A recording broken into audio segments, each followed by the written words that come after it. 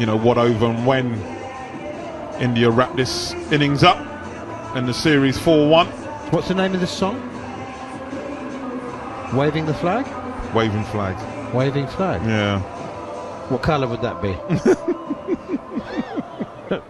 Do you think that's why the DJ played it? Oh, he's having a bit of a laugh with England, I think, and the fans. Here is Yadav once again. Down the wicket comes Joe Root. Gone deep! Caught! Jasprit Bumrah takes the catch. England have been bowled out for 195. Joe Root goes for 84. And the last act of the 2004 series sees Kuldeep Yadav take the wicket of Joe Root to clinch an innings victory for the hosts and a 4-1 series win. India win by an innings and 64 runs. They've been dominant. They've improved as the series has gone on after an opening defeat, a memorable one in Hyderabad, but they've won 4 test matches in a row. Joe Root, in pursuit of a second series 100, has fallen for 84, and the entertainment has come to a close just over an hour after lunch on day 3. Yeah, India have been brilliant, well deserving of their victory in the series 4-1. Ravi Ashwin in his 100th test match, blowing England's top order away in the second innings, which caused all the problems really. Any hope, any belief of England back in the day went when he took this second over and dismissed Ben Duckett, and that was sort of the catalyst really, and everything followed. Joe Root, well deserving, held out at the end, obviously batting with Jimmy Anderson, trying to get on with it, trying to get to 100, try to take on long on. And it was the captain Jasprit Bumrah on the boundary taking a safe catch, and he has to depart.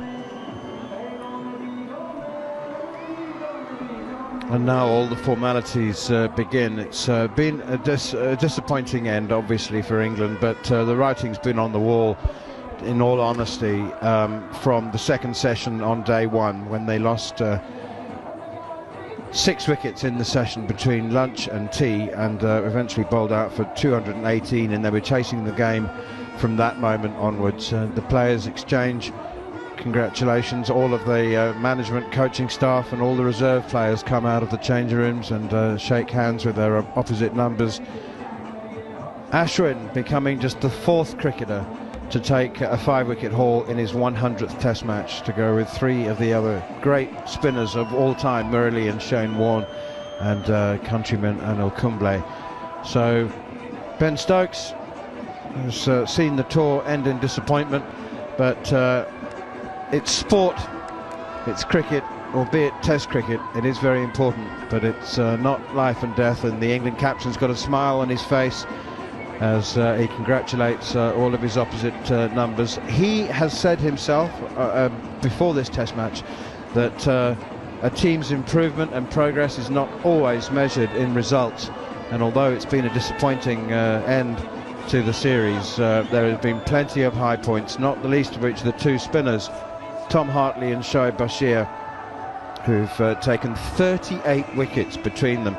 Steve Harmison was talking at lunchtime about England's biggest problem before the series began would be how they're going to take 10 Indian wickets or 20 Indian wickets. Well, those 2 spinners who didn't have a test cap between them before this series have taken 38 wickets, 22 to Hartley, 16 to Shoaib Bashir, including 2 5-wicket hauls. And apart from that, the opening partnership of Zach Crawley and Ben Duckett, albeit frustrating at times, was consistent enough to produce 5 50-plus opening partnerships, and 3 scores in the 70s from Zach Crawley and a brilliant 150 from Ben Duckett. Well, Johnny Bairstow's 100th test match ends in disappointment, but I have to say that India have just got stronger and stronger and stronger, and having won by 434 runs to take the series lead, they've now concluded a magnificent series win, 4-1. On AM, on DAB, via the talkSPORT app and on your smart speaker. talkSPORT.